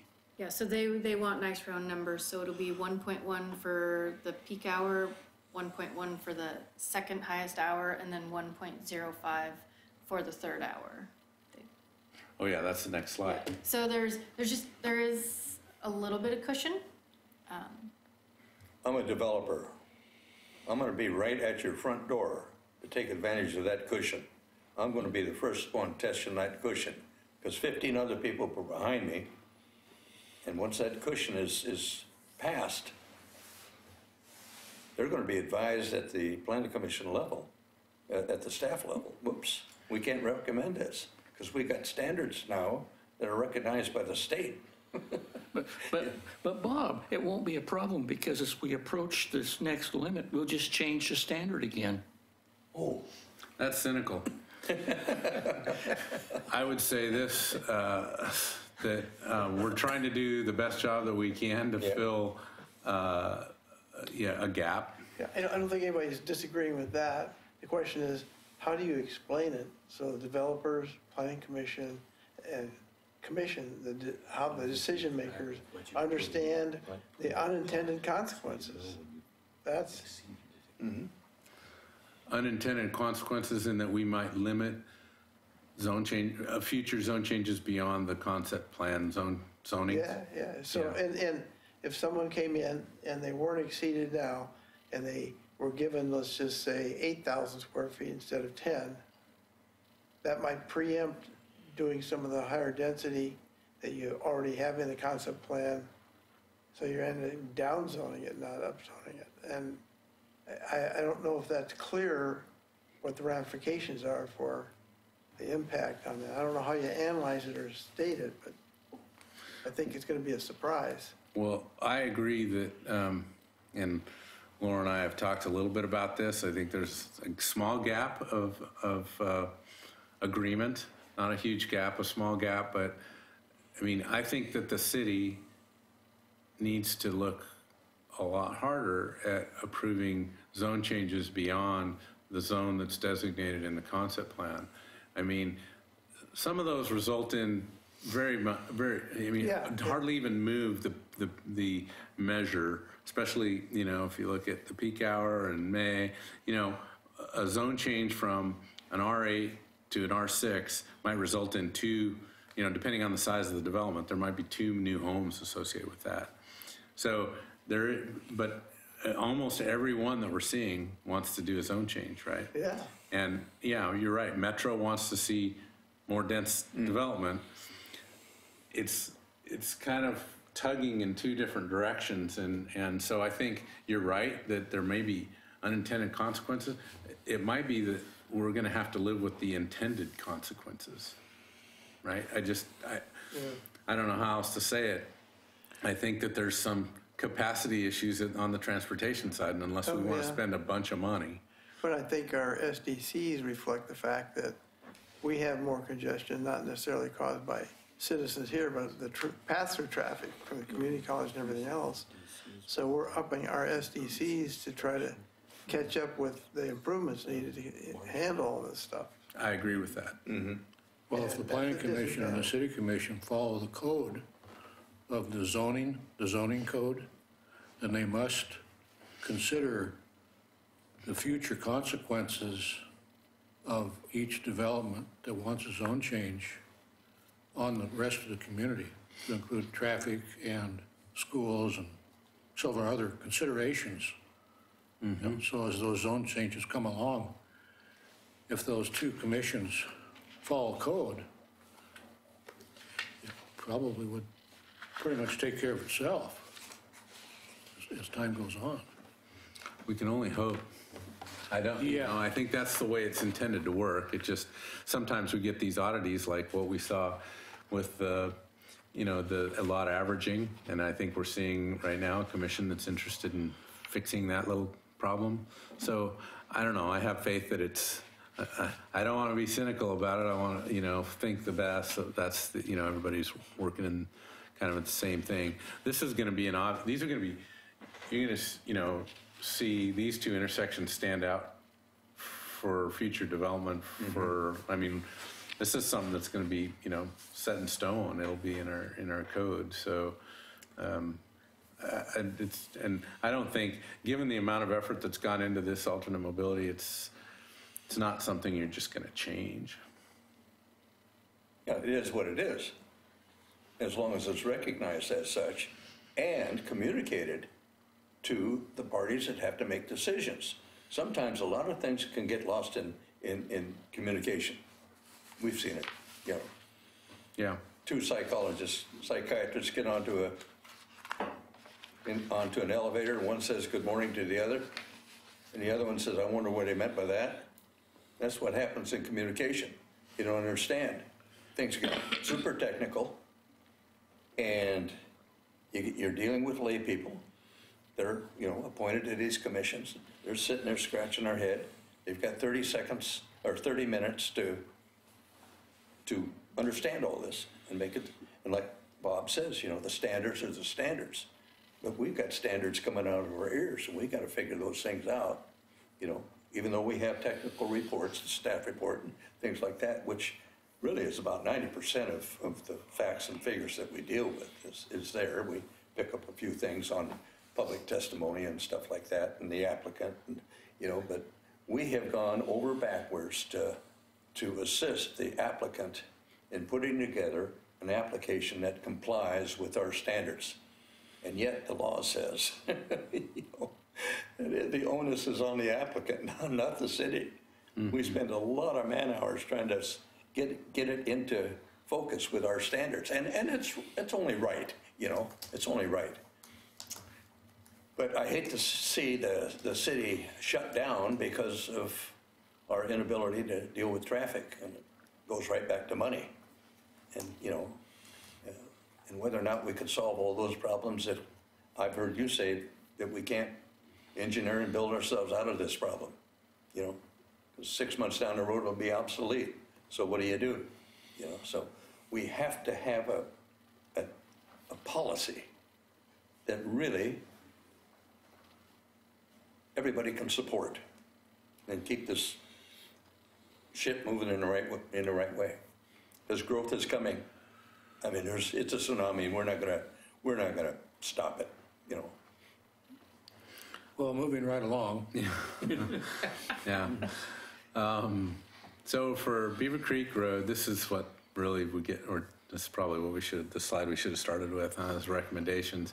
So we do expect the Planning Commission, and then the City Commission, and then the Oregon Transportation Commission to adopt an alternate mobility target for Beaver Creek in 213. We are going to recommend that the maximum volume to capacity be a 1.0 for 3 hours per day. at that annual average condition versus a peak hour condition. We've added some projects to the TSP, which is the westbound right turn merge lane, the Beaver Creek Road and Maple Lane safety improvements, and the sidewalk infill project. And then for Redland, again, a different alternate mobility target with a maximum of volume capacity of 1.1 for 2 hours of the day, and then step down to 1.5 for the third hour, and under the same annual average conditions. So it's moving the bar. It's changing the standard. Call it what you want, changing the rules, moving the goalposts, but it's trying to do that in a meaningful, informed, public process. This is just more about the different projects. There's a question about the sidewalk. That's kind of Coltrane's right here. There's a little pathway that comes out of that cul-de-sac right here. Trying to get some sidewalk connection there on Beaver Creek Road. The turn lane, and then these are just kind of general safety, and the yellow line is kind of safety and some of the other miscellaneous projects. So next steps, we got to finalize this package. We're still presenting. We're kind of, what did you call it this morning? You're taking it on the road show, the alternate Traveling road show. The alternate mobility travel road show. So we're taking it to you guys. Planning Commission, we had a joint Planning Commission, City Commission work session. Didn't hear a lot out of that. And I know there was a couple of Planning Commission members missing, so we're going to take it back. So Bob, you get to hear this again. Replay the tape. Yeah. So we're taking them to January 8th, and we are going to circle back with the community advisory group. So you'll get to listen to it again, Henry, and as well. Unless it snows. Unless it snows, right. And then the technical advisory group, they're also going to be brought back in, because there's been quite a bit of information that has been gathered since the last meetings with them. And then Planning Commission hearings and City Commission public hearing. Are those still on schedule for those? Okay. And then we kind of want to hand that off to ODOT staff and let them take it to the OTC. And we're thinking we've got good advice from them. Our region of the state am I correct that we haven't really, other regions of the state have adopted alternate mobility targets. We have not. So for whatever that's worth, well, another first for Oregon City. You said other regions have adopted? Yeah, so you mentioned Seaside. Yeah, so There's other places. there's at least another one. So Region 2, which I believe includes Seaside and kind of south of here. So Region 1 is Washington County, Multnomah County, Clackamas County, and Hood River County. So there have been no alternate mobility targets processed in any of those counties yet. We are first. We're the first, but it hasn't been adopted yet. Right. You think you're hoping that we will be the first region to be adopted? Yep. Okay. Yeah, so Region 2 with the Seaside mobility targets has been adopted. So from a staffing perspective at ODOT, there's different staff in Region 1 versus Region 2. The OTC oversees all of it, and they have approved mobility targets in Region 2. Well, I mean, we're not the only intersection in the region that has a need for alternate mobility. Yeah. I mean, this by far, if you get around town at all, this intersection is not that bad. Neither one of these intersections are really that bad. We just are having trouble meeting the target, and we've got land use zone changes on the horizon. And the state knows, based on we committed to doing this study under a transportation system plan. Still kind of kicking myself for doing that, but that's kind of where we're at. And I don't know that we could have gotten around that anyway, but we're in this precarious situation of both, yeah, we've got an intersection that kind of has some problems today, but it's got all this zone change work that could happen in Beaver Creek or Park Place that is kind of looming out there. So the state is holding our feet to the fire on this one, despite the fact that there's much worse intersections in the Portland metro area than what we will ever experience at this intersection. And we're Today, competing. they're already there. We're competing for that money, are we not? Along with other problem intersections? Yeah, that's a different topic, but yeah, I mean, we're Competing for the state's money. we compete, we do tend to compete for money on projects in Oregon City. So anyway, OTC, and this beautiful slide of the intersection is for questions. And it's 8:15. I read in your questions that we typically go till 8 o'clock. We try. Try. I think you've done a heck of a job, John. I really do.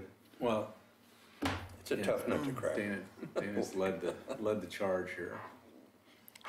Okay, our next item then is item 4, future agenda items. Mr. Chairman, I'd like to make a final comment on the future agenda item, 20-mile-an-hour speed limit. Last month, Ms. Webb made a presentation on putting up some 20-mile-an-hour speed limit signs on family-friendly routes. A couple of them I'm familiar with, Boynton and Woodlawn, and I think they were in the likely to be funded category. Right now, neither one is a pedestrian family route, let alone a family-friendly route. And in the transportation system plan, it called for sidewalks on both sides on both of those streets, and they were in the likely to be funded category too. I think that putting 20-mile-an-hour speed limit signs up and not putting in sidewalk is kind of a waste. It's still going to not be a pedestrian family route, and I think if you're going to make it that, you should work to put in sidewalks on those streets. Hold that thought. You moved on, but I would love to get some motion or I think a motion from the TAC on the alternate mobility study in terms of the next. It'd be nice to be able to take that to the Planning Commission and the City Commission. So I don't know if Bob, if you're willing to ask your Yes, let's do committee that. for that. Somebody willing to make a motion? I mean, I think that you've done a fine job, as good as could be expected, considering ODOT's limitations sometimes. Well, I'll so move. Do you need the language? Because I don't know quite what to say. Well, we could say something, go back to this. We didn't talk about this, Dana, but, something along the lines to, move to concur with the recommendations of the alternate mobility study presentation as, As presented. as presented with this slide here. I move that we do what he says.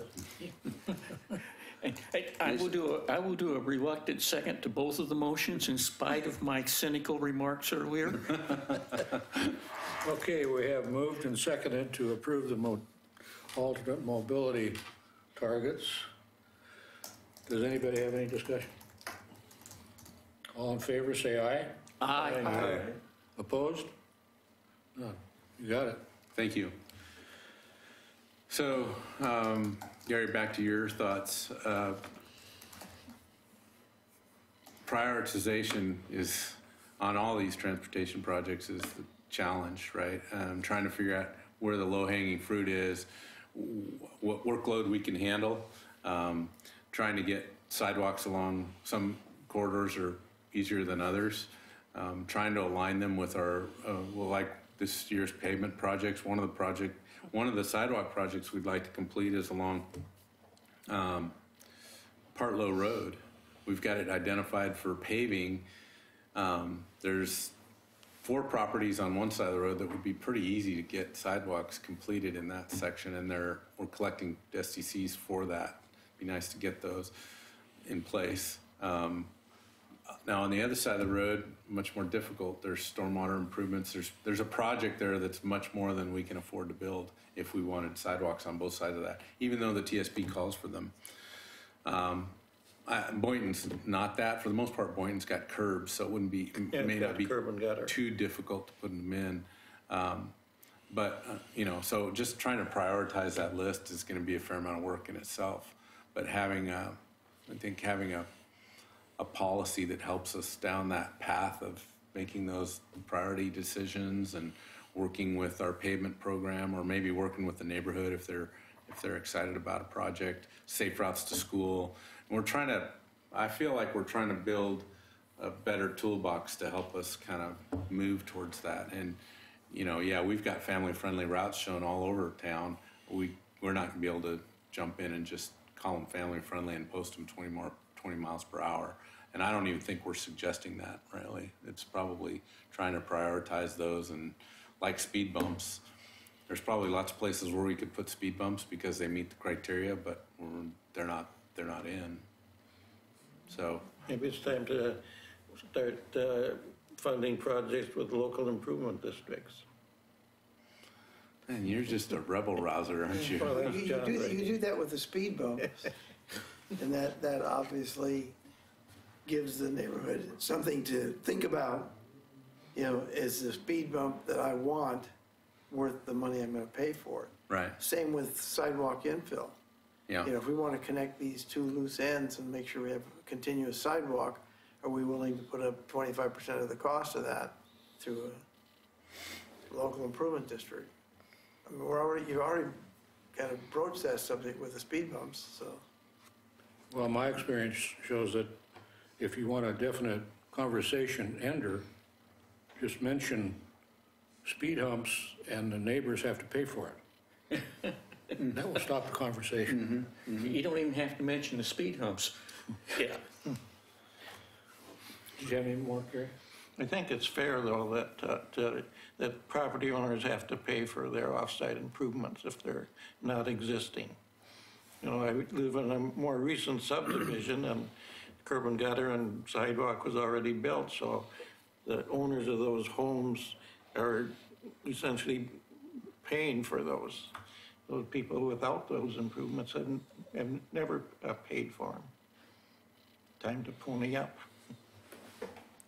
Yeah, usually you make that investment when you're planning to make the investment, which is you incorporate that into the sale or purchase of the home, right? So at that point in time, if it's a brand new home, you're kind of, it feels a little bit more like, yeah, I'm paying for that, but I'm working. You take an existing resident who maybe is struggling just to be there, and then you throw it. Yeah, I get it. I agree. I'm an advocate. We haven't done any of those, but I like the idea of a local improvement district. I just, no, it's got there's some legs to that particular challenge that would have to work through. But I think we've got the code to support it. We even ask new development or redevelopment in certain cases to sign what we call a non-remonstrance from opposing a local improvement district. And we've been collecting those for years. And we just talked about it this morning at our staff meeting about pulling those records. Let's start mapping those so we can better figure out where we have those non-remonstrances at. I'm not sure the commission would support, using those without going through the typical. So typically in a local improvement district, you've got to get 51% of the property owners to buy into that. If you've got if 51% of those property owners in that district have already approved a non-remonstrance, then they really can't oppose the LID based on code. Right. But it feels a little bit underhanded, especially if that was signed by the developer when he bought it, and it was probably in all the papers that they signed, but it doesn't feel very much like they had a say in that. So there's some interesting elements to local improvement districts, and I haven't really even tested the waters with the commission on how, they'd be supportive or unsupportive of that. One way around that problem that I've used and seen is that 51% of the non-remonstrance property owners would approve, and then the ones that had signed non-remonstrance just to get added in on top. So if I'm a property owner, we're property owners, and we haven't signed non-remonstrances for anything, 3 out of 5 would carry. And then you get 1 or 2 of the people who've signed non-remonstrances and add them into that. Yeah, that's kind of what I'm suggesting, is if we knew a little bit more about where those were signed, Yeah. you know, maybe the commission is feeling, you know, strong enough to, you know, politically take that on. And, you know, it's just an idea that's out there. When we're trying to figure out how to fund that other,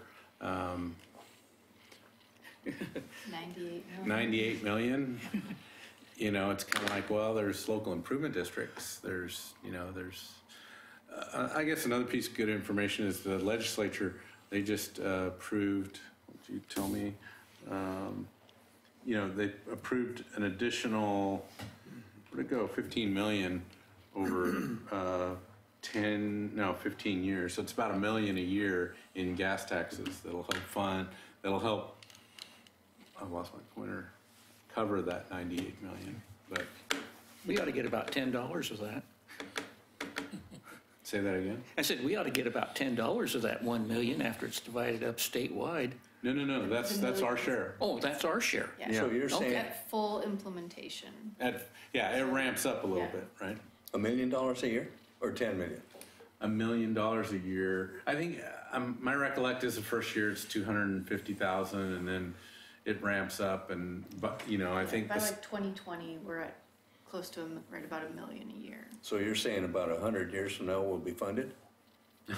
That's close. Well, I think I mentioned that on another meeting, that some of that money might be targeted for filling in sidewalk gaps. Yeah, right. I agree. Yeah, I think if you package it right, commission could get a lot of kudos for protection and improvements around schools and elsewhere, and do it as a package. It doesn't have to be the whole portion, but of that 1 million a year, carve out enough so you can each year make several significant visible improvements to the walking system. Yeah. Some agencies are bonding, selling bonds, paying it back with that. That's another. Yeah. We don't have that luxury because we have voter-approved indebtedness, which is hard to get folks to approve. But yeah, I mean, I think there's some good things that will ensure we can see some of these projects approved, whether they be sidewalks on Boynton or, I mean, I like building sidewalks around Gardner Middle School. You know, they want to build a new school over there. Probably going to be SDCs associated with that. The streets need paving. Wouldn't it be good to just go in and. John, would it help if you brought something like that to this committee for prioritization and we put it in the form of a resolution or something like that and referred it to the commission to get it authorized? Would that help? Prioritization of like which family-friendly streets we pursue first? Yeah, where you thought the need was based on public comment and discussions that we've had in the past and, you know. Yeah, I think TAC is the right place to do that. Yeah, it would help. We haven't done it yet. Like John says, you know, you get a lot of public support. Yeah, on something. we are going to have to bring a conversation together on, I mean, like I said, the first year is 250,000. It's not a bunch of money, but, you know, trying to figure out how to move certain projects along. Once you do, you'd be surprised the momentum you get for support from the commission. Yeah. Okay, any other future agenda items? I have one. Probably in February, we'll be considering the changes to the bylaws. There's a few that we have developed that we'll have to bring forward for approval and then up to the city commission beyond that. Thanks, Dana. Thank you, Dana. How about, I'd like to thank you for the cards, the holiday cards. Yeah, those are nice, very nice. Dollar Tree? And I'd I'm also, not quite sure where they came from, but They're awful they nice. were pretty nice. They really are.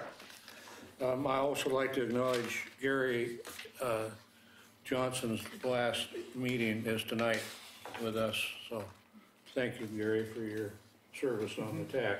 As I mentioned to John, I appreciate the pizza party he threw me. That was all for you. Well, that's how I look at it. There you go, okay. This meeting, Yeah, it's not often that we get paid for anything on this committee. yeah, right. That's true. Well, you can take your pen if you want. This meeting is adjourned.